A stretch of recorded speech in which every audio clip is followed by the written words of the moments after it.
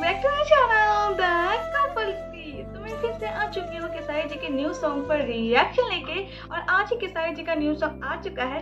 गाने का नाम बहुत स्वीट सा है, धनी तोहार धन। तो देखते हैं गाना कैसा होता है। तो बिना देर के वीडियो शुरू करते हैं।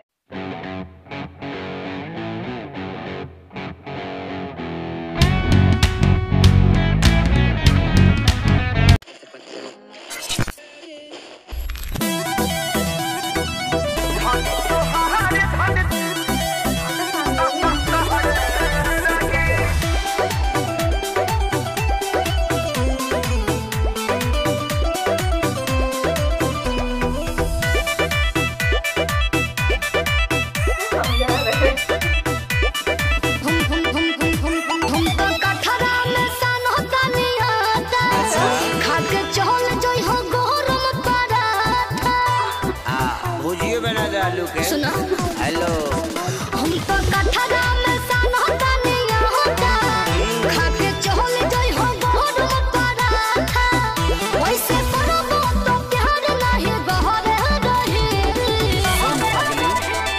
भीतरी रही जागे तो मोर रही धनी तोहार धन तोहार भीतरी रही जागे तो मोर रही धनी तोहार धन तोहार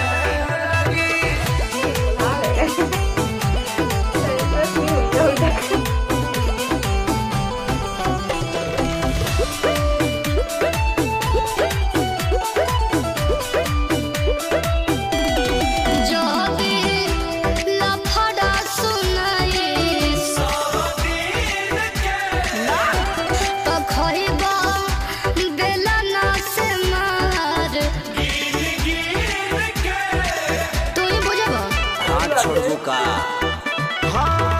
राखा भरोसा धानी करना गोसा धानी खाता निक्रिया तोहार छुके समोसा धानी सुना दाहर तोहरे जवानी खाती जहर रही अरे ना हो तब बुझी भीतरी रही जागे मोर रही धनी तोहार धन तोहार अच्छा भीतरी रही जागे मोर रही धनी तोहार धन तोहार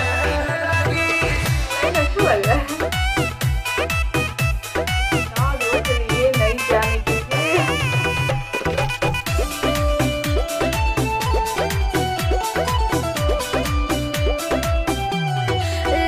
हो कृष्ण बेदरदी हमके तन्हा के मार सुना ना ए हो कहो हमारा ता बहुते खाली हिरिस में दहिया गाली सूते के बेरा हमारा से जिया पतकिया होली सुनो सोनो रोशन के संगे पीछे लहर रही छोटे रो देखो का हो हटा अरे भीतरी रही जागे मोहर रही धनी तोहार धन तोहार भीतरी रही जागे मोहर रही धनी तोहार धन मान गई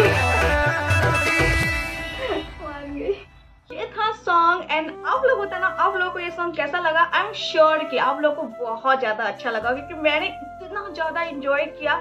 एंड लिरिक्स इतना प्यारा लग रहा था कि क्या बोलूं, मैं तो गाने भी लगी थी, इतना अच्छा लगा था। एंड आप लोग प्लीज बताना कमेंट सेक्शन में कि आप लोगों को ये गाना कैसा लगा।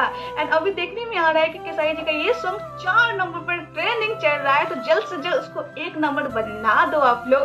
एंड साथ साथ हमारे वीडियो को भी लाइक कीजिए एंड कमेंट कीजिए कि और आप किस किस चीज पे रिएक्शन देखना चाहते हैं।